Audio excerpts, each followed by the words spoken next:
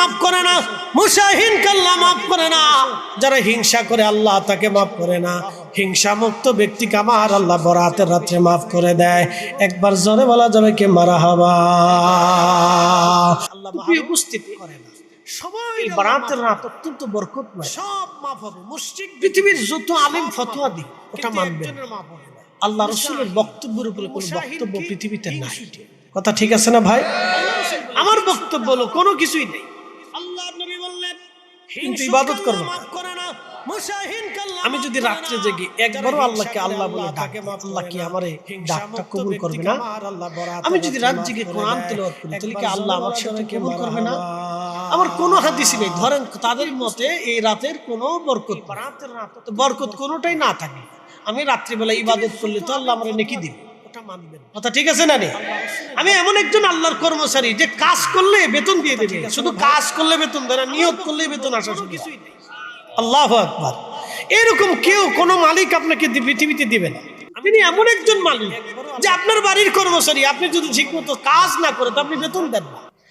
আপনি মাস্টারি চাকরি করেন, সরকারকে আপনার চাকরি সবকিছু বুঝাই দিতে হয়, তাহলে মাসে বেতন আসে। আর আল্লাহ এমন একজন মালিক যাকে আপনি নিয়ত করার সাথে সাথে আপনার জন্য বেতন আসা শুরু হয়ে যায়।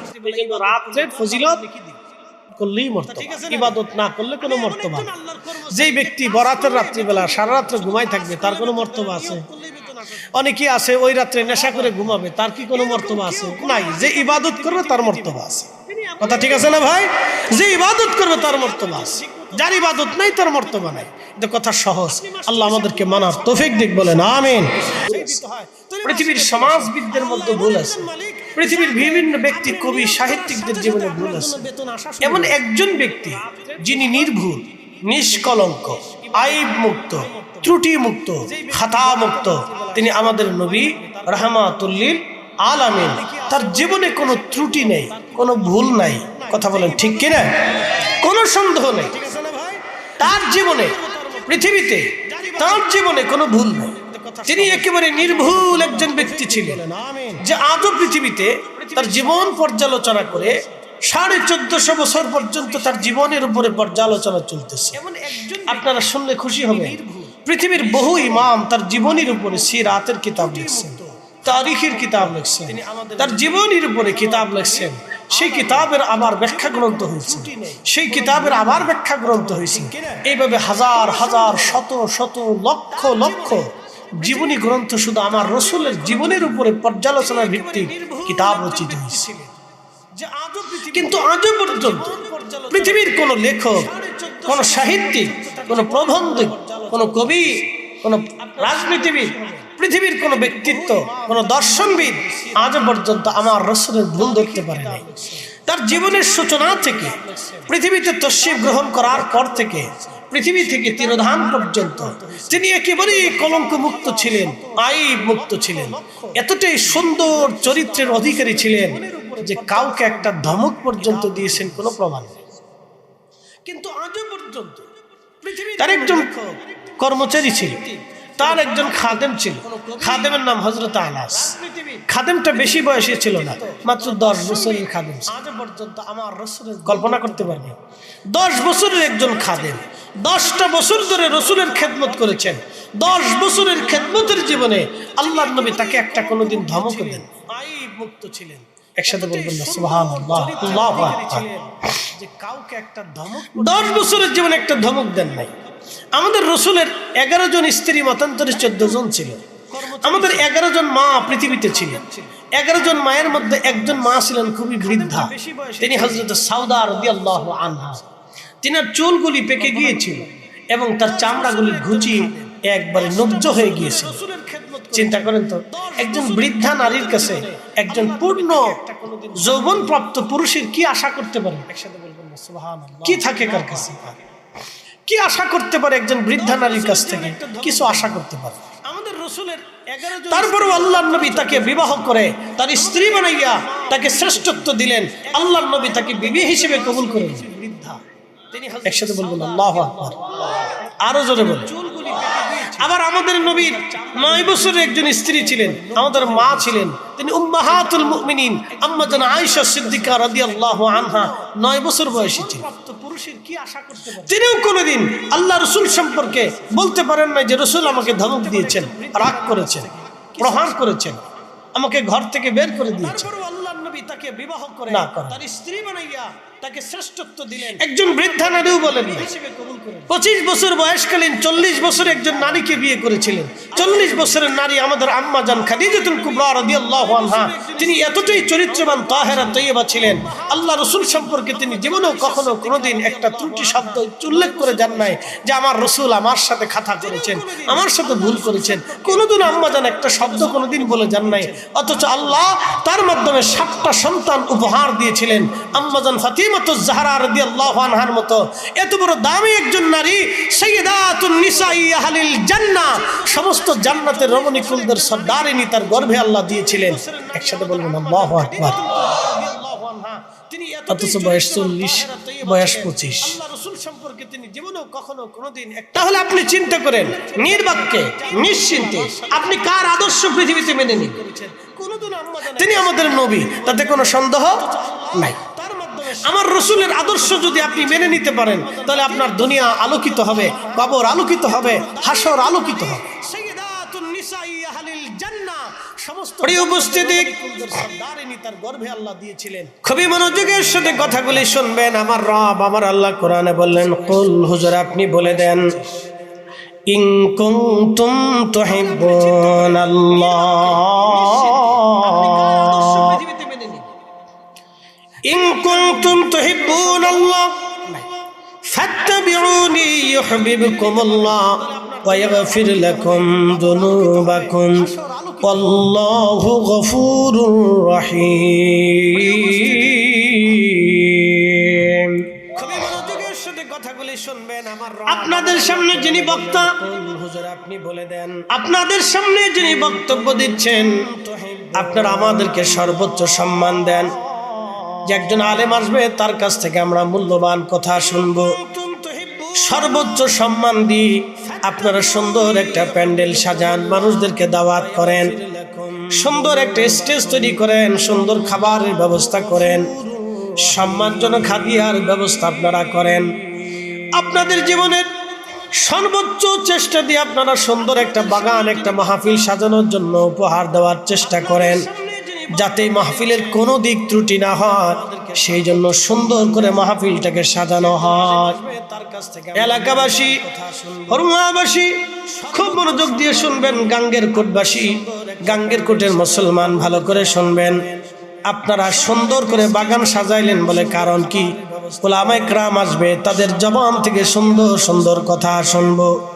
আপনাদের জীবনের এই সুন্দর কথা শোনার জন্য আপনারা সুন্দর করে বাগান সাজাইলেন, কিন্তু আপনাদের সামনে যিনি বক্তব্য দিচ্ছেন তিনি নিষ্পাপ না। এখানে যারা শুনতেছেন তারাও নিষ্পাপ না, যারা সাজাইলেন তারাও নিষ্পাপ না, যারা আসবে তারাও নিষ্পাপ না, যারা অর্থ দিয়েছে তারাও নিষ্পাপ না। আজকের অতিথি কেউ নিষ্পাপ না, আজকের বক্তা উলামায়ে কেরাম কেউ নিষ্পাপ না। আমরা সবাই গুনার সাথে যুক্ত, গুনার সাথে যুক্ত। এখন আপনি যদি বলেন ফরিদ হুজুর আমি আপনার আদর্শ ফলো করব, না না না, আপনি আমার আদর্শ ফলো করতে পারবেন না। কারণ আমার জীবনের মধ্যে ভুল আছে, আমার গুনাহ আছে, আমার খাতা আছে, আমার অন্যায় আছে। আমি জীবনে অনেক হাসতে হাসতে গুনাহ করেছি, চলতে চলতে গুনাহ করেছি, মনের অজান্তে কাউকে গালি দিয়েছি, হয়তো মিথ্যা বলে ফেলে দিয়েছে। কিন্তু এমন একজন নবী যার চরিত্র জীবনে যদি গ্রহণ করতে পারেন, যিনি 63 বছরের জীবনে একটা মিথ্যা কথাও কোনোদিন বলেন নাই। একবার জোরে বলা যাবে আল্লাহু আকবার। আপনি একটু ভাবেন তো, একটু ভাবেন তো যে 63 বছরের জীবনে একটা মিথ্যা শব্দ কোনোদিন আমার রাসূল ব্যবহার করেন। আমি জীবনে অনেক এর চেয়ে বড় মুজিজা আর কি দেখব? চলতে চলতে গুনাহ করেছি। আচ্ছা আমাদের হাসতে হাসতে গুনাহ হয়ে যায় না? হয়তো হাসতে হাসতে কিন্তু গুনাহ হয়ে যায়। মিথ্যা বলে ফেলি, এই মজা করতে করতে বন্ধু বান্ধবের সাথে অনেক সময় ফাহিশা কথা বলে ফেলি না? আমরা সবাই কিন্তু বন্ধু বান্ধবের সাথে বসলে আমরা হাসাহাসির মাত্রায় ফাহিশা কথা বলি। কিন্তু আল্লাহ রাসূল এমন একজন ব্যক্তি, তিনার জীবনের পরম শত্রু, দুশমন, পরম শত্রু দুশমন কে? আবু জাহেল, উতবা, শাইবা, মুগিরা, আবু লাহাব। জীবনে রাসূল করিম তাদের সম্পর্কে একটা গীবত করেন নাই, একটা ত্রুটি মানে কটু বাক্য নবী ব্যবহার করেন। বলে ফেলি এই মজা করতে করতে বন্ধু বান্ধবের সাথে অনেক জীবনে একটা কটু বাক্য আল্লাহ রাসূল তাদের সম্পর্কে ব্যবহার করেন। বন্ধুদের সাথে বসলে আমরা আবু জেহেল ছিলেন প্রাণের দুশমন, খাইতে নাইতে চলতে ফিরতে কাজে কর্মে আল্লাহ রাসূলকে কষ্টের পর কষ্টের পর কষ্টের পর কষ্ট দিত। তারপর আল্লাহর নবী থেকে কোনোদিন একটা কটু শব্দ ব্যবহার করেন, একটা গালি পর্যন্ত দেন। আবু লাহাব আপনি যদি পর্যালোচনা করে দেখেন, ইয়া রাব্বি আমার রাসূলের মতো এত সুন্দর চরিত্রবান, এই জন্য আল্লাহ কোরআনে সার্টিফিকেট দিয়ে বললেন ওয়া ইন্নাকা লা আলা খুলুকিন আযীম, নবী গো আপনি মহান চরিত্রের অধিকারী। একসাথে বলবেন মারহাবা। মহান চরিত্র, একসাথে বলেন কি চরিত্র, জোরে বলেন কি চরিত্র। রাসূলের শান বোঝার জন্য আপনাকে তো অনেক দূর যেতে হবে, শব্দ ব্যবহার করেন। আল্লাহ রাসূলের মর্যাদা বোঝার জন্য আপনার অনেক দূর যেতে হবে না, আপনি একটা শব্দ দিয়ে বলেন ওয়া ইন্নাকা লা আলা খুলুকিন আযীম, আপনি মহান চরিত্রের অধিকারী।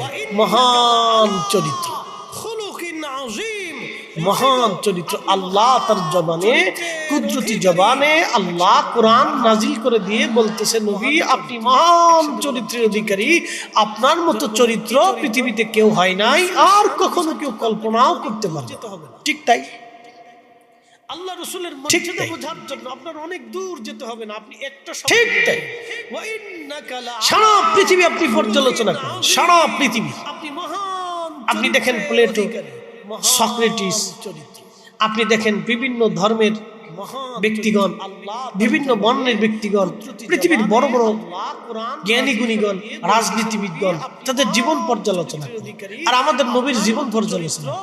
তাহলে আপনি এমনিতে সিজদা মাথা হতে হয়ে আসবে যে আমি এমন একজন নবীর উম্মতের অনুসারী, আমি এমন একজন নবীর অনুসারী যে যার অনুসারী হইয়া আমি নিজে ধন্য হয়ে গেছি। কথা বলে ঠিক কিনা? আচ্ছা রাসূল ধন্য না আমরা ধন্য? একসাথে বলতে হবে নবী ধন্য না আমরা ধন্য? আমরা ধন্য হয়েছি, রাসূল না। রাসূল তো ধন্য এমনি, তিনি নিজের থেকেই ধন্য। বিভিন্ন বর্ণের ব্যক্তিগণ, এই জন্য শেখ সাদী রাহমাতুল্লাহ আলাইহি কবিতা আরসন্দে লিখেছেন বালাগাল উলা বিকামালিহি কাশাফাত তুজা বিজামালিহি হাসানাত জামি ওয়া খাসালিহি সাল্লু আলাইহি ওয়া আলিহি বালাগাল উলা বিকামালিহি কাশাফাত তুজা বিজামালিহি হাসানাত জামি ওয়া খাসালিহি সাল্লু আলাইহি ওয়া আলিহি কাশাফাত তুজা বিজামালিহি বালাগাল উলা বিকামালিহি, কামালিয়াতের সর্বোচ্চ শিখরে পরিপূর্ণতে আপনি আপনার প্রচেষ্টায় পৌঁছিয়েছেন হে নবী আমার। বালাগাল উলা বিকামালিহি কাশাফাত তুজা বিজামালিহি। পৃথিবীতে চরিত্রগতভাবে নবীর চাইতে সুন্দর আর কেউ নাই, সৃষ্টিগতভাবে আমার নবীর চাইতে সুন্দর আর কেউ নাই। বলে ফরিদে হুজুর সুন্নি মাহফিলগুলিতে আসলে বারে বারে রাসূলের প্রশংসা কেন শুনি, কেন শুনি শুনিন কেন শুনি বলেন? এই যে সামনে বরাত আসতেছে, বরাতের রাত, এই বরাতের রাতের ফজিলত শুনে হযরত ঈসা রুহুল্লাহ আল্লাহকে বলেন ইয়া রাব আপনি আমারে জলিল কদর নবী বানাইছেন, আমাকে রাসূল বানিয়েছেন, কিতাব আপনি আমাকে দিয়েছেন। আল্লাহ আমি তো নবী, কিন্তু তোমার কাছে দরখাস্ত করি ইয়া রাব্বি আপনি দয়া করে আমাকে আখিরি নবীর উম্মত বানায়া দেন। একসাথে বলুন আল্লাহু আকবার। আপনি একটু চিন্তা করেন কেন শুনি বলেন যে আল্লাহ আপনি তো আমার নবী বানাইয়া সম্মানিত করছেন, কিন্তু আপনি আমাকে শ্রেষ্ঠ নবীর উম্মত বানাই দেন। ঈসা রুহুল্লাহ আল্লাহকে বলেন একজন নবী আমাদের নবীর উম্মত হতে বাসনা করেছিল। আপনি একটু চিন্তা করেন যে তার মর্যাদা কত হলে যে একজন নবী নবীর উম্মত হতে চায়। আপনি রাসূলের মর্যাদা বোঝার জন্য আমি আগেই বলছি অনেক দূরে যেতে হবে না, আপনি একটু গবেষণা করলে হবে যে একজন নবী তাও জলিল কদর। আমি আপনাদেরকে আবার একটু পরিসংখ্যান দিই। তাম সৃষ্টি থেকে আল্লাহ 101,24,000 নবী বাছাই করলেন। 1,24,000 নবী থেকে আল্লাহ 313 জন রসুল বাছাই করলেন। বুঝেন যে পৃথিবীর কোটি কোটি মানুষের মধ্যে নবীরা শ্রেষ্ঠ। নবীদের ভিতরে যারা রসুল ছিলেন তারা আরো শ্রেষ্ঠ। 313 জন রসুল শ্রেষ্ঠ। 313 জন রসুল থেকে আল্লাহ 4 জন রসুল বাছাই করলেন। হযরত দাউদ, হযরত মুসা, হযরত ঈসা এবং আমাদের নবী আলাইহিস সালাতু ওয়াস সালাম, এই 4 জনকে আল্লাহ বাছাই করলেন। তাহলে বোঝা গেল সমস্ত মানব মণ্ডলী জাতিগোষ্ঠী সমস্ত সৃষ্টি থেকে 4 জন শ্রেষ্ঠ। এই 4 জন থেকে আল্লাহ একজনকে বাছাই করলেন, তিনি ইমামুল মুরসালিন রাহমাতুল লিল আলামিন। तमाम সৃষ্টি तमाम ভূমণ্ডল নবমণ্ডল থেকে আমাদের নবী শ্রেষ্ঠ এবং সর্বোচ্চ সম্মানিত।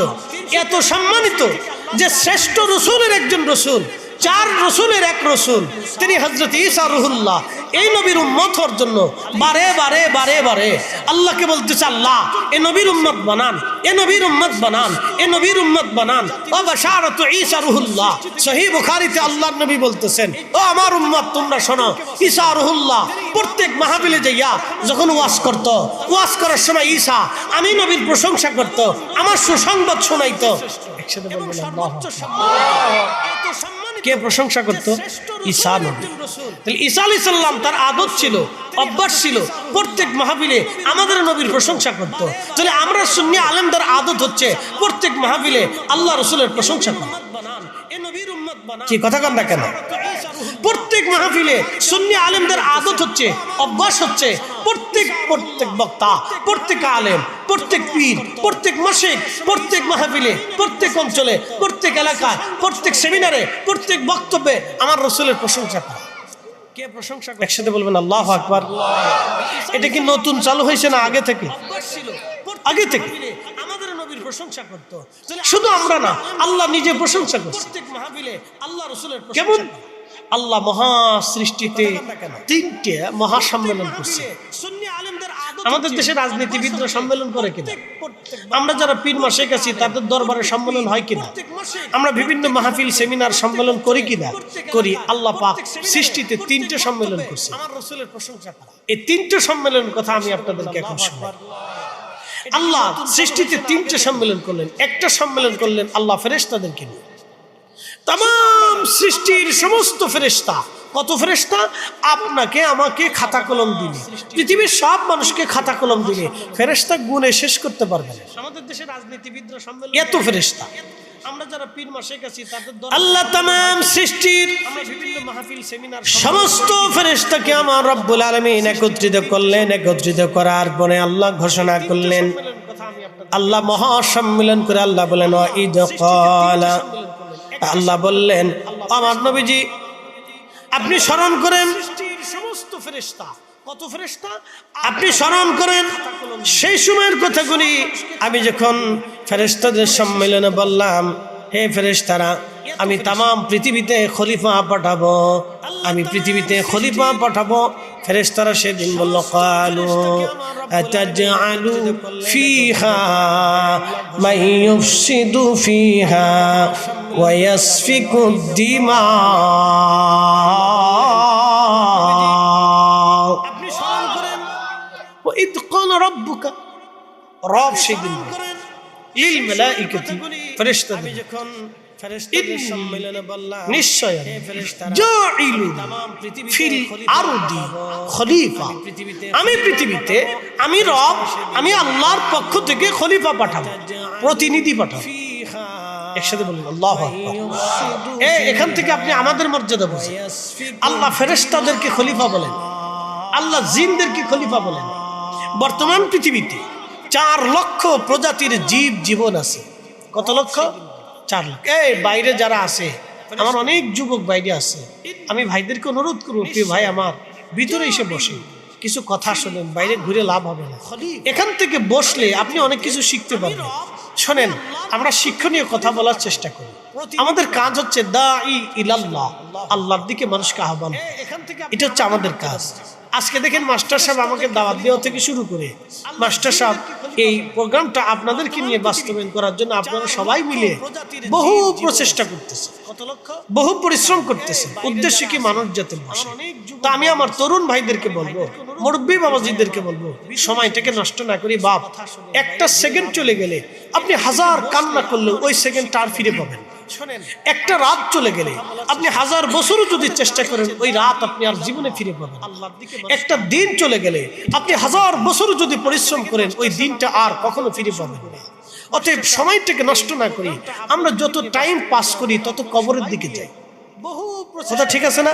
আপনি হৃদয় থেকে উপলব্ধি করবেন, কথাগুলি খুব ইম্পর্টেন্ট, যে আমরা যত টাইম পাস করি তত কবরের দিকে যাই, তত কবরের দিকে যাই।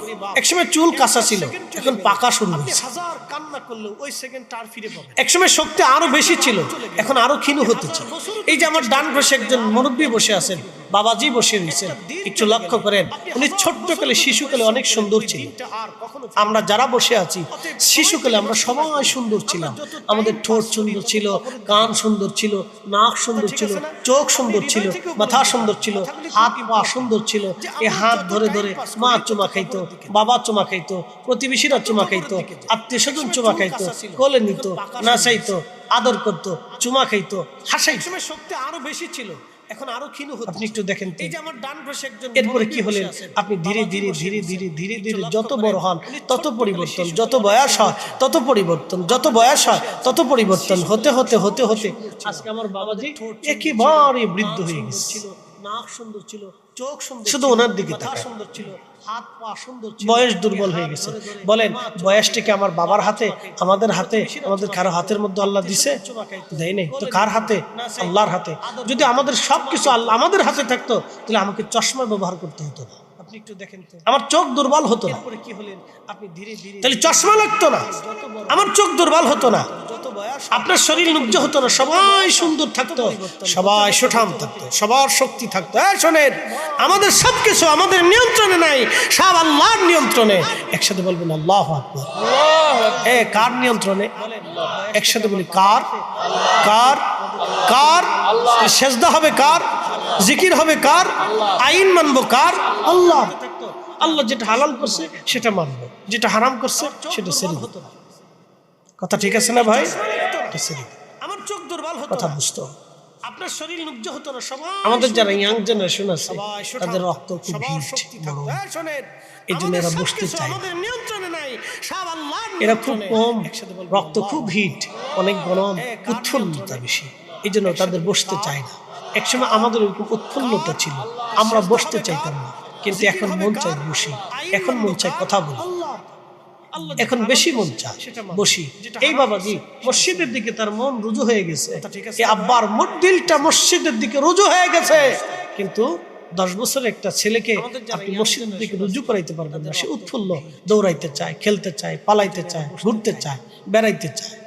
বয়স খুব কম, চেষ্টা করতে হবে এদেরকে বসানোর জন্য, উৎফুল্লতা বেশি, এই জন্য তাদের বসতে। প্রিয় উপস্থিতি আমার, খুব মনোযোগ দিবেন, আমরা বসতে চাইতাম। আল্লাহ বলেন, ইন্নী জাইলুন ফিল আরদি খলিফা, পৃথিবীতে আমি আল্লাহ খলিফা পাঠাবো, প্রতিনিধি পাঠাবো, প্রতিনিধি।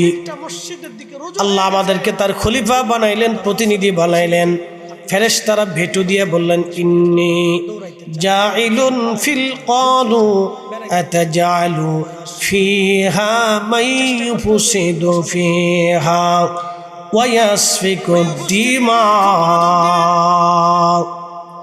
আল্লাহ বলেন, ওগো মালিক আমার, আপনি কি এমন প্রতিনিধি পৃথিবীতে পাঠাবেন, এমন জাতি সত্তাকে সৃষ্টি করবেন, আল্লাহ তারা মাইয়ুফসিদু, তারা পৃথিবীর মধ্যে ফ্যাসাদ করবে, ফ্যাসাদ ফ্যাসাদ ফ্যাসাদ। ভেটু দিয়ে বললেন, বিশৃঙ্খলা করবে, ফাসাদ করবে, বিশৃঙ্খলা সৃষ্টি করবে। দেখবেন সমাজের কিছু মানুষ আছে, সমাজে শুধু ফ্যাসাদ বাধাই রাখে। কথা ঠিক আছে না ভাই? মাফ করবেন, রাজনীতি কিছু বিদ আছে, রাজনীতিবিদ, তারা রাজনীতির ভিতরে ফ্যাসাদ বাধাই রাখে।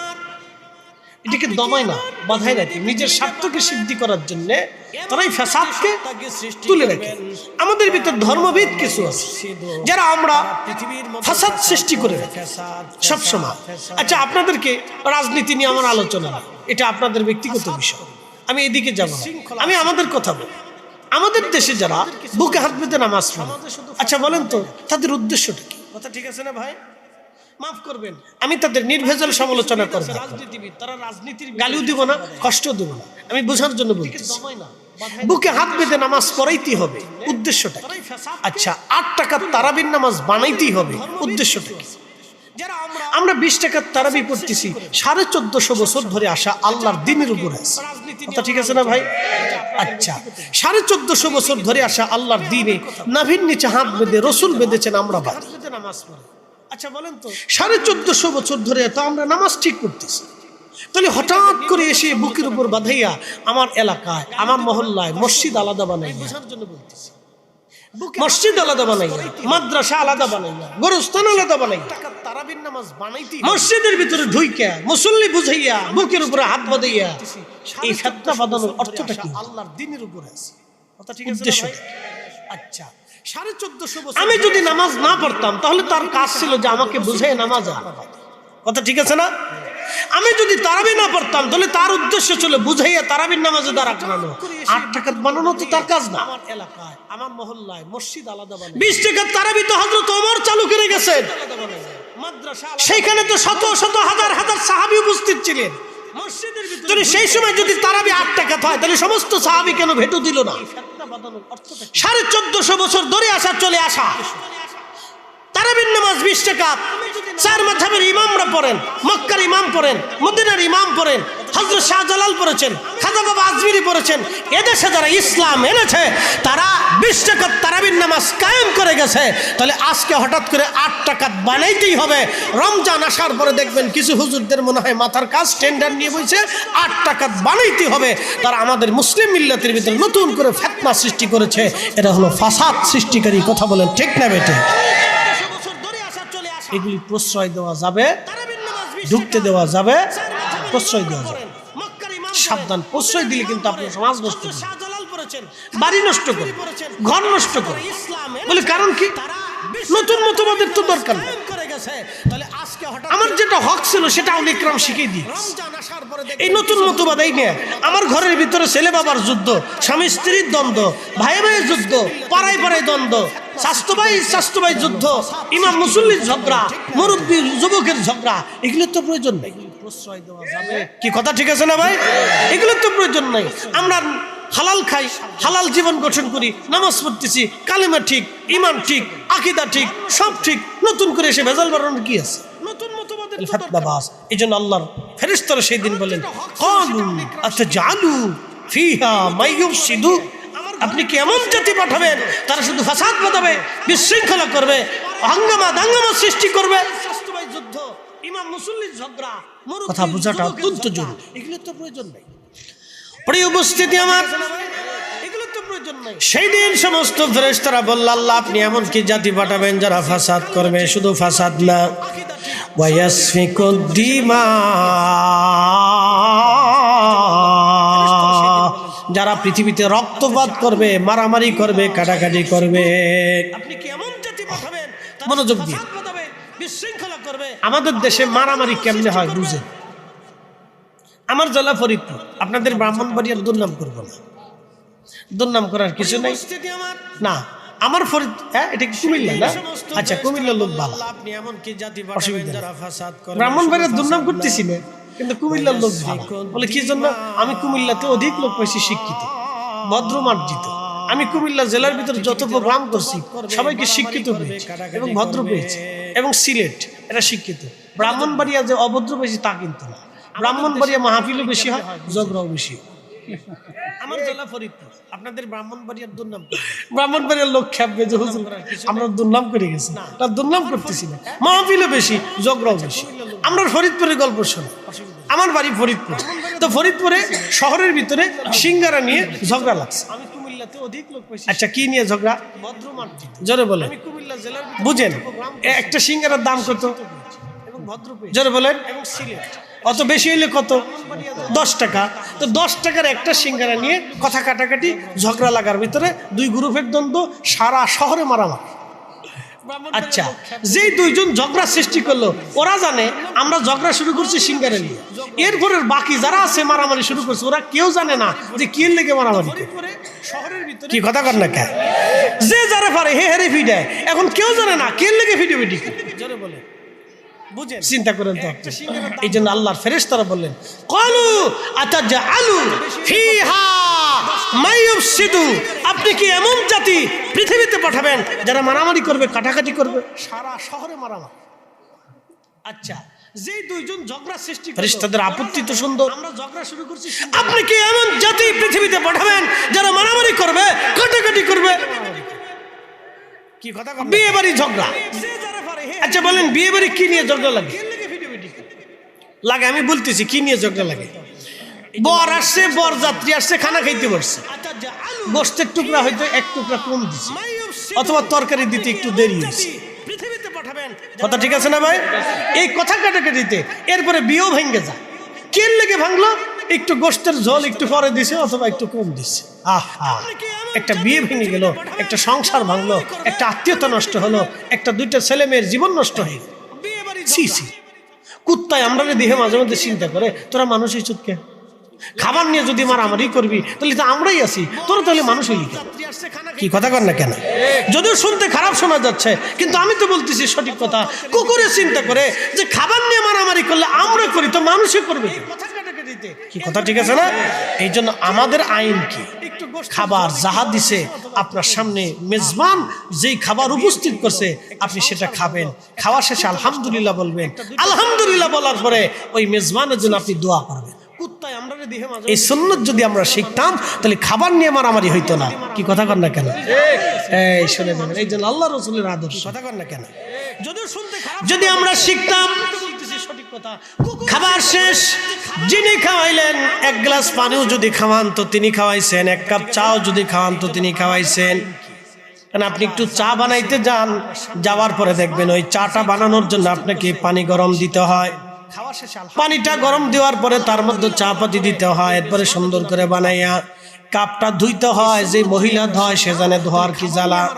এই শীতের মধ্যে মহিলা আসে কাপটা ধৌত করতেছে, এরপরে পানিটা গরম করতেছে, এরপর আপনার সামনে ওই চা কাপটা উপস্থাপন করলো। এখন আপনি খাওয়ার পরে বলেন ধুর চাটা ভালো হয় নাই, পানিও যদি খাওয়ান তো তিনি খাওয়াইছেন, আপনি সমালোচনা করতে পারবেন তো তিনি খাওয়াইছেন। চা খারাপ হয়েছে আপনার কাছে, আপনার জিহ্বাই এটা মানানসই হয় নাই, তখন আপনি কি করবেন?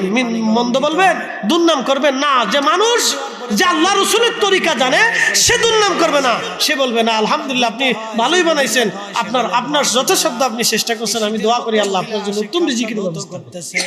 এরপরে পানিটা গরম। কি কথা ঠিক আছে না? সমালোচনা করতে পারবেন না, আপনি তার জন্য দোয়া করবেন, কারণ সে তার আপনার প্রচেষ্টা দিয়ে আপনার সামনে এক কাপ চা উপস্থাপন করছে। আপনি সমালোচনা করতে পারবেন না। এই সূক্ষ্ম বিষয়গুলো আমরা বুঝি না, বুঝার কারণে আমাদের ভিতরে অনেক বড় দ্বন্দ্বের সৃষ্টি হয়। তখন আপনি কি করবেন? প্রিয় উপস্থিতি খুব মনোযোগ দিবেন। এই আল্লাহ একটা সম্মেলন করলেন সমস্ত ফেরেশতাদের সামনে। আমার রব সেই দিন বললেন, হে ফেরেশতারা, আমি পৃথিবীতে আমার প্রতিনিধি পাঠাবো, তোমরা বলো তোমাদের মতামত কি? ফেরেশতারা ভেটু দিয়ে বলল, আল্লাহ এরা মারামারি করবে, দাঙ্গা হাঙ্গামা করবে, ফ্যাসাদ বাঁধাবে, অন্যায় করবে, রক্তপাত করবে, যুদ্ধ বিগ্রহ করবে। আল্লাহ এরা নামাজ পড়বে না, রোজা রাখবে না, হজ যাকাত দেবে না, এই কথা বলে নাই। ফেরেশতারা বলল, আল্লাহ তারা ফ্যাসাদ করবে, বিশৃঙ্খলা করবে, মারামারি করবে, রক্তপাত করবে, খুন খারাপি করবে। আপনি একটু চিন্তা করেন, কুকুরে কুকুরে মারামারি হয়, কুকুরে কুকুরে মারামারি হয়। আপনাদের গাঙ্গের কুটে দেখবেন 4টা কুকুর আছে, এই গাঙ্গের কুটে 4টা কুকুরের আবার একটা লিডার আছে। পার্শ্ববর্তী এলাকায় দেখবেন ওই যে আপনার আরো পার্শ্ববর্তী এলাকায় দেখবেন আরো 4-5টা কুত্তা আছে। প্রত্যেক গ্রামে গ্রামে কুকুর আছে, কুকুরের গ্রুপ আছে, দল আছে। এই দলবদ্ধভাবে কুকুর বসবাস করে, 4টা-5টা কুকুর একসাথে থাকে। দেখবেন গাঙ্গের কুটের কুকুর যদি পার্শ্ববর্তী এলাকায় যায় তাহলে ওই এলাকার কুকুরের সাথে মারামারি হয়। কি কথা ঠিক আছে না? মারামারি হয়। বিরাট যুদ্ধ হয়, বিরাট যুদ্ধ, বাপরে বাপ যুদ্ধকারী কয়। এই তুমুল যুদ্ধে মানুষও অতিষ্ঠ হয়ে যায়, কিন্তু খুন হয়েছে আজ পর্যন্ত দেখছেন? দেখবেন ওই যে আপনার আরো পার্শ্ববর্তী এলাকায় দেখবেন আরো কুকুরে খুন করছে আজ পর্যন্ত দেখছেন? এক কুকুর আর এক কুকুরে কামড়ায় মেরে ফেলে দিছে, কোনোদিন দেখছেন? দেখবেন। মুরগা মুরগা মারামারি হয়, এক মুরগা আর এক মুরগারে মেরে ফেলছে, কোনোদিন দেখবেন না।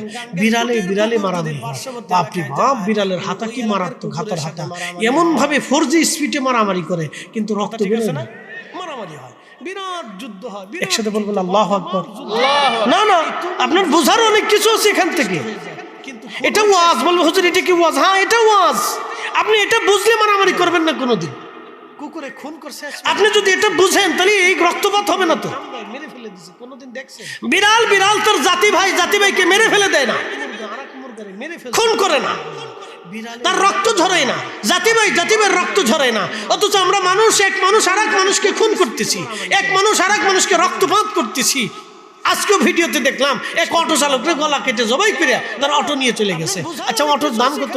1.5 লক্ষ টাকা। তো 1.5 লক্ষ টাকা যে ছেলেটার জন্য অটো কিনে দিল, মায়ের অনেক গহনা বিক্রি করে, বাবার হয়তো জমির একটা কোনা বিক্রি করে ছেলেটার জন্য একটা অটো কিনে দিয়েছে, ছেলেটা যাতে কিছু কর্মসংস্থান করতে পারে। সে সারাদিন পরিশ্রম করে 1000 টাকা রুজি করে, খরচ খরচা বাদ দিয়ে 500-700 টাকা তার থাকে।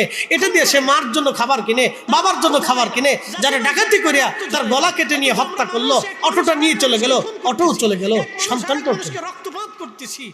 আজকেও ভিডিওতে বলেন তো, এক অটো চালকের গলা কেটে জবাই করে, আপনি চিন্তা করেন তাহলে তারা মানুষ কি করে? দাম কত? 1.5 লক্ষ। আপনি মুসলমানের হিসাব করে টাকা যে ছেলেটার জন্য অটো কিনে, আপনি মুসলিমের হিসাব করে আসেন। মুসলিম তো এটাকে বলে না। মুসলিম কি? আসলামতু লিরাব্বিল আলামিন, আমার জীবনের সব কিছু আল্লাহর জন্য হবে, তাহলে সে মুসলিম। একসাথে বলবেন আল্লাহু আকবার। না না, আরো জোরে বলেন আল্লাহু আকবার। আপনি বুঝেন তাহলে এই অটোওয়ালার জীবন চলে গেল, অটোটাও চলে গেল, সে বৃদ্ধ বাবা মার জিন্দগি কাঁদতে কাঁদতে পার হলো। বলেন, যে মানুষের চোখের পানি ঝরাইলো, আপনি কি ভাবছেন আল্লাহ ফায়সালা করবে না? ইয়া রাব্বি, ফায়সালা তো হবেই, বড় কঠিন ফায়সালা হবে, দুনিয়াতেও ফায়সালা হবে। তার ঘুম কেড়ে নিয়ে বলে না মুসলিম কি? আসলামতু লিরাব্বিল, তার ঘুম কেড়ে নেবে, ঘুম। আল্লাহর কসম করে বলি, ঘুম কেড়ে নেবে। যারা মানুষ হত্যা করে তাদের ঘুম আসে না, তাদের ঘুম কেড়ে নেয় আল্লাহ। তারা নেশা করে ঘুমাইতে পারে না। আল্লাহ তাদের বছরের পর বছর ধরে ধরে শাস্তি দিতে থাকে। শাস্তি তো দুনিয়াতে হবেই, মৃত্যুর সময় তাদের মৃত্যুটা হবে ভয়ঙ্কর মৃত্যু। শুধু মৃত্যু ভয়ঙ্কর হবে না, তার কবর হবে বড় ভয়ঙ্কর। শুধু কবর ভয়ঙ্কর হবে না, তার হাসর হবে আরো ভয়ঙ্কর। কোরআন বলতেছে, মান কাতালা নাফসান বিগাইরি নাফসিন আও ফাসাদিন ফিল আরদি ফাকান্নামা কাতালান নাস জামিআ। হে মানুষ, তুমি যদি নিরপরাধ একজন মানুষকে হত্যা করো, तमाम পৃথিবীর মানুষকে মেরে ফেললে যে অপরাধ একজন নিরপরাধ মানুষকে মেরে ফেললে সেরকম অপরাধ হবে। শাস্তি তো দুনিয়াতে হবেই, মৃত্যুর সময় তাদের মৃত্যুটা হবে ভয়ঙ্কর মৃত্যু।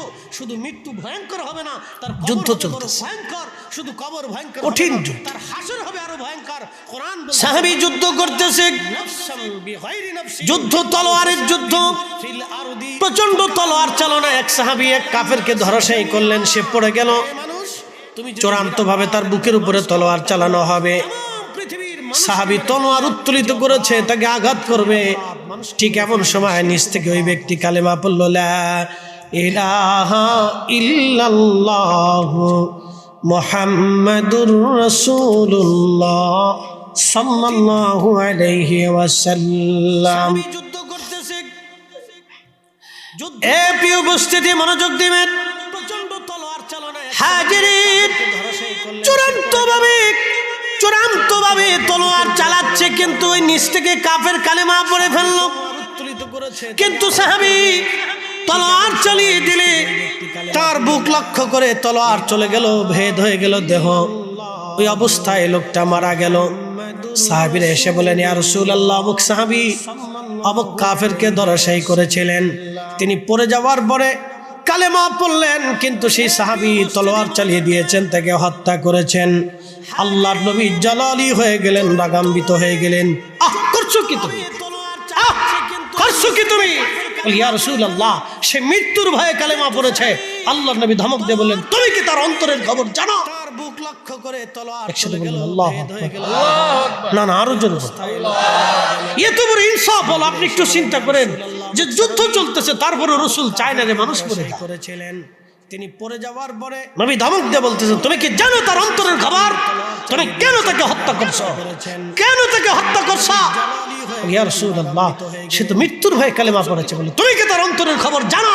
কেন তলোয়ার চালিয়েছো তুমি? আহা, তুমি করছো কি? মৃত্যুর ভয়ে কালেমা পড়েছে। তখন সাহাবী থরথর করে কাঁপতেছে, ইয়া রাসূলুল্লাহ, ভুল হয়ে গেছে আমার।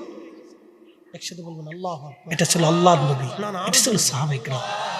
এত বড় ইনসাফ হলো, আপনি একটু চিন্তা প্রিয় গাঙ্গের কোট মুসলমান, তারপরে রাসূল চায় না যে মানুষ মরে যাক। খুব মনোযোগের সাথে কথাগুলি শুনবেন। নবী ধমক দিয়ে বলতেছেন, তুমি কি আহা, আল্লাহর নবী এইভাবে পৃথিবী জয় করেছিলেন। তিনি জীবনে বহু যুদ্ধে নবী অংশগ্রহণ করেছেন। আপনি যদি দেখেন মাত্র কয়েকশো মানুষ মারা গিয়েছিল এই যুদ্ধে, কয়েকশো। তখন সাহাবী যুদ্ধ করলেন 10 থেকে 15টা, মানুষ মারা গেল মাত্র কয়েকশো। অথচ আপনি একটা ছোট্ট যুদ্ধে যদি দেখেন তাহলে মানুষ মারা যায় হাজার হাজার। প্রিয় গাঙ্গের কোট মুসলমান, হাজার হাজার মানুষ মারা যায় ছোট্ট একটা যুদ্ধে। কিন্তু আল্লাহর নবী সারা আরবে দিন প্রতিষ্ঠিত করতে যায় জিহাদ করলেন।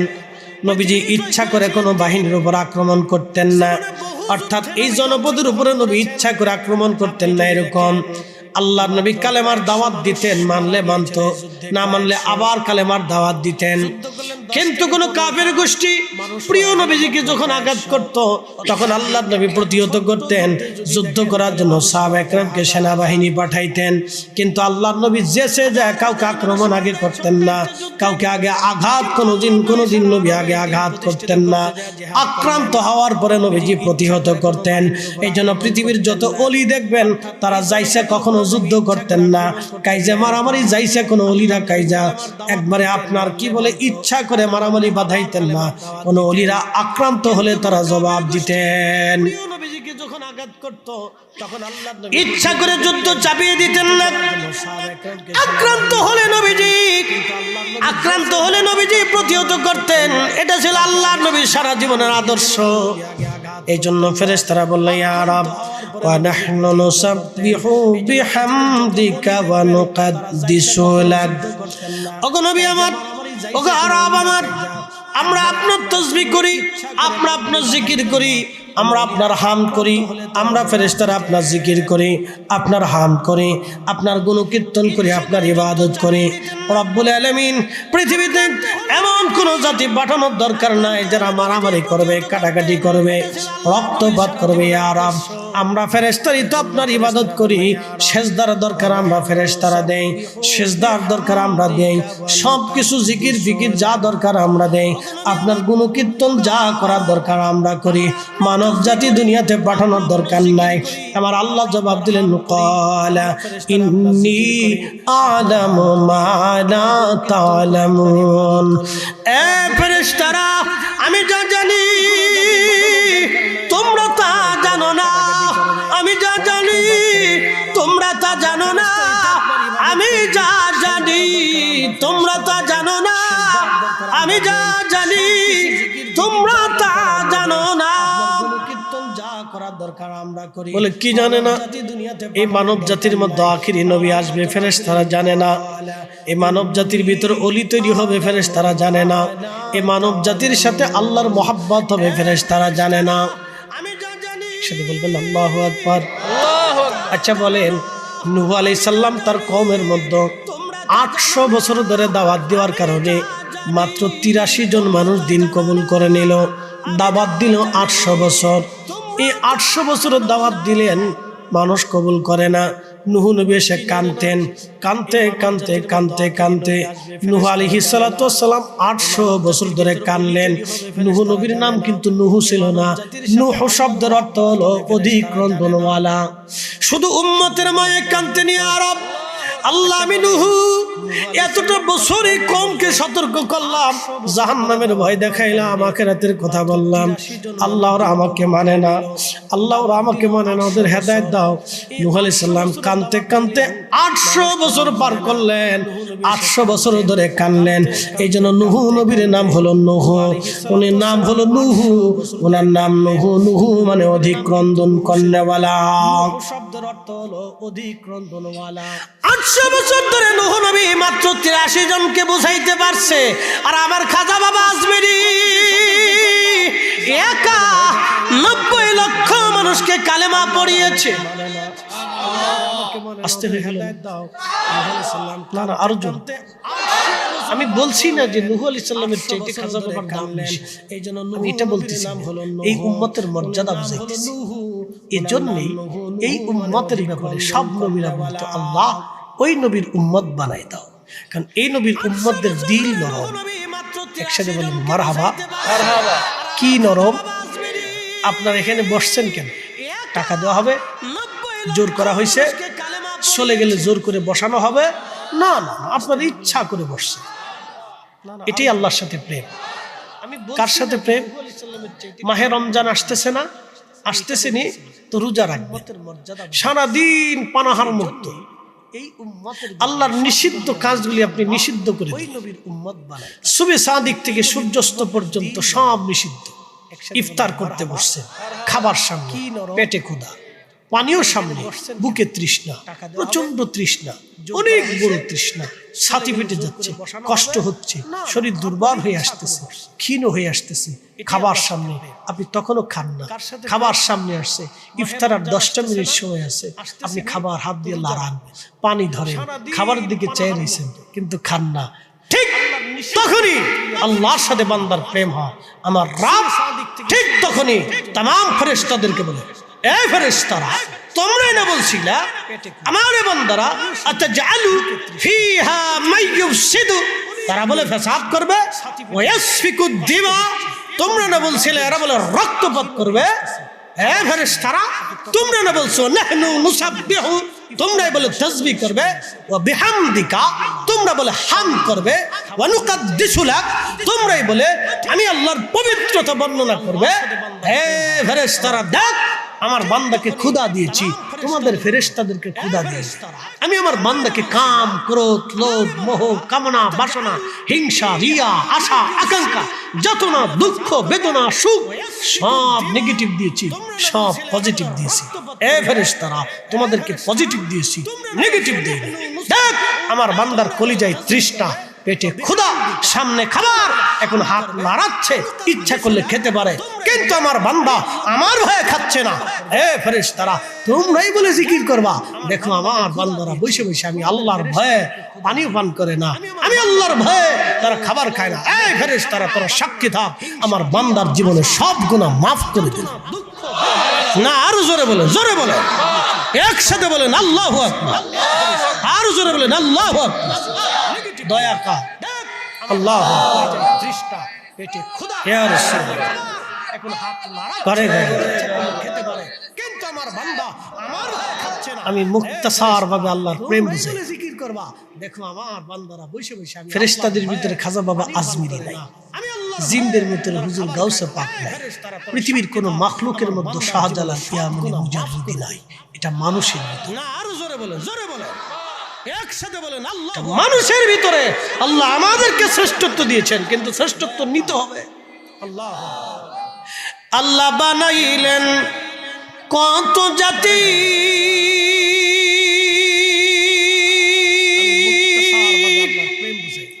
হইল না তার প্রেম প্রীতি, অবশেষে মানুষ বানায় প্রেমের কারণে, প্রেমের ডরি বান্ধরে মদিনার শানে, আহা প্রেমের ডরি বান্ধরে মদিনার শানে। আল্লাহুম্মা সাল্লি আলা, জবান খুলে আল্লাহু আকবার, মুহাম্মদ আলা আলি সাইয়্যিদিনা।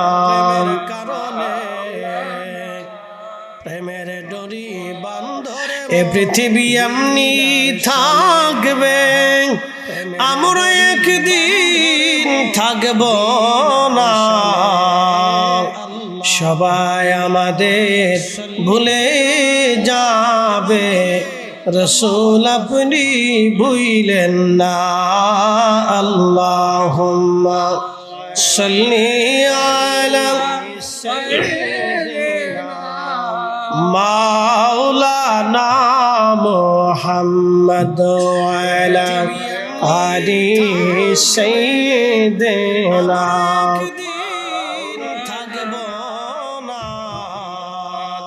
আল্লাহর নবী কোন এক রাস্তার পাশ দিয়ে নবী রাস্তা দিয়ে হেঁটে যাচ্ছেন। প্রিয় নবী দেখলেন রাস্তার পাশে এরকম একটা মাহফিল কায়েম হয়েছে, সাহাবীরা বসে আছে।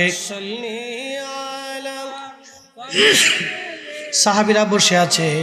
নবী আমার জিজ্ঞেস করলেন, সাহাবীরা মা জালাসনাকুম, তোমরা করো কি?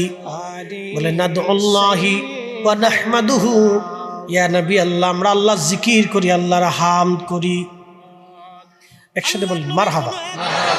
এই হাদিস থেকে বুঝবেন সাহাবায়ে কেরাম দলবদ্ধভাবে একটা মাহফিল কায়েম করছে।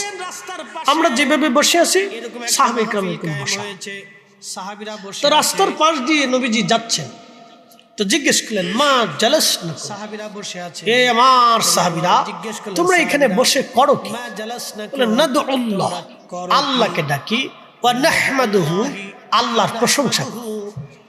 একসাথে বলেন মারহাবা। আমরা এখানে বসে কাকে ডাকি? একসাথে বলেন কাকে? মিলাদুন নবীর মাহফিল দিয়ে আমরা কাকে ডাকি? একটা মাহফিল। তো আল্লাহকে ডাকলে বেদাত কেন? আমরা যেভাবে বসে আছি সাহাবায়ে কেরাম বলেন কেন বেদাত? আমরা মিলাদের মাহফিল দিয়ে দুরূদ শরীফ পড়ে জিকির করে দোয়া করে কাকে ডাকি? কার প্রশংসা করি? তো বেদাত কেন? নাদুল্লাহ, আল্লাহকে ডাকি। সহজ শব্দভাবে আমি একবারে সহজভাবে বুঝাইতে চাই, কারণ এখানে আমার মতো এখানে কোনো সাইকুল হাদিস নেই। এখানে বসে কাকে আমরা সাধারণ, আপনারা জেনারেল, একসাথে বলেন কাকে? আপনারা আমাকে বসাইছেন। আমি যদি এখন ওই ফিকি মাসালার যুক্তি তর্ক নানান উসুল দিয়ে আপনারা একটু বুঝতেন না, এই জন্য সহজ সাবলীল বুঝাইতেছি। যে সাহাবায়ে কেরাম বসে জিকির করতেছে, তো নবীজি জিজ্ঞেস করলেন মা জালাসনা, তোমরা করো কি? ইয়া রাসূলুল্লাহ নাদুল্লাহ, আল্লাহকে ডাকতেছি। মাশাআল্লাহ, একসাথে বলেন মারহাবা। কাকে ডাকে? কাকে ডাকে? আমরা এখানে বসে কাকে ডাকতেছি? তাহলে একই সূত্র, আমাদের উদ্দেশ্য এক, প্রসেস ভিন্ন। উদ্দেশ্য কি? এক, কিন্তু প্রসেস ভিন্ন। বলে প্রসেস কেমন? তখন এই লাইটিং ছিল না, এই ফ্যান্ডেলিং ছিল না, এই বক্তা দাওয়াত করা ছিল না, এই প্রধান অতিথি সিস্টেম ছিল না, সভাপতি সিস্টেম ছিল না, এরপরে আপনার তাবারুকের হয়তো এই ধরনের কোন ইন্তজাম ছিল, তখন খেজুর টেজুর খাওয়াইতো, এগুলো কিছু ছিল। কিন্তু মাইকিং করে দাওয়াত করে এই ঘন ঘটা করে এই ধরনের প্রসেস হয়তো ছিল না, কিন্তু নাদুল্লাহ ছিল, আল্লাহকে ডাকাচ্ছে। তা আমরা প্রসেস যেটা হোক ডাকতেছি কিন্তু আল্লাহ। আমার বাড়িতে মিলাদ হোক কিন্তু ডাকি তো আল্লাহ। কি কথা ঠিক আছে না? বাড়ি মিলাদ হোক কিন্তু জিকির করি কার? দরুদ পড়ি আল্লাহর নবীর। কথা ঠিক আছে না ভাই? দোয়া করি কার কাছে? আল্লাহর কাছে। তাহলে সেটা কেন বেদাত? সভাপতি সিস্টেম ছিল না, এরপরে সাহাবায়ে কেরামের পদ্ধতি অনুযায়ী তো বেদাত হওয়ার কোনো যুক্তিকতাই নাই। বেদাত কাকে বলে? এখন আপনাদেরকে উসুলের দিকে নিয়ে যাই, নীতিমালার দিকে নিয়ে যাই, সূত্রের দিকে নিয়ে যাই। নীতিমালা কি? প্রত্যেক আমাদের বাংলাদেশের একটা পার্লামেন্ট আছে, এই পার্লামেন্ট কিভাবে পরিচালিত হবে সেই জন্য একটা নীতিমালা আছে। তো ঠিক আমরা মুসলমানরা কিভাবে পরিচালিত হবো তার একটা নীতিমালা আছে। এই নীতিমালাকে আরবিতে বলে উসুল। কথা ঠিক আছে না ভাই? আরবিতে বলে উসুল। আমি একবারে সহজ ভাষায় আপনাদেরকে উসুল শিখাইলাম। 22 বছরে যা শিখছি আপনাকে 1 মিনিটে তা শিক্ষা দিলাম। খুব মনোযোগ দিন। এটাকে বলে নীতিমালা। তো নীতিমালা কি? মা উহদিসা মিম্মা ইউখালিফু কিতাবা আও সুন্নাতান আও আসারান ফাহাদিহি আও ইজমাআন ফাহাদিহি বিদআতুদ দালাল। ইমাম নববী, ইমাম শাফি, ইমাম বাইহাকি, ইমাম মোল্লা আলী কারি, হযরত আসকালানী, বদরুদ্দিন আইনি, মোল্লা আলী কারি, ইমাম সুয়ুতি। আমি কয়জনের নাম বলবো? গুনতে 50 জন মুহাদ্দিসের নাম বলতে গেলাম। 50 জন মুহাদ্দিসের কিতাব থেকে বলতে, এগুলো আপনারা বুঝবেন না। এই জন্য আমি এত দূরে যাব না, শুধু বললাম পৃথিবীর 50 জন মুহাদ্দিস তো সেরা সেরা মুহাদ্দিস, তো পৃথিবীর 4 আলেমের এক আলেম, ইমাম শাফিঈ 4 মুহাদ্দিসের এক মুহাদ্দিস, যাকে বাদ দিলে পৃথিবীর ইলমের ভান্ডার বিতর্কিত হবে। তিনি ইমাম শাফিঈ, ইমাম হাম্বলি, ইমাম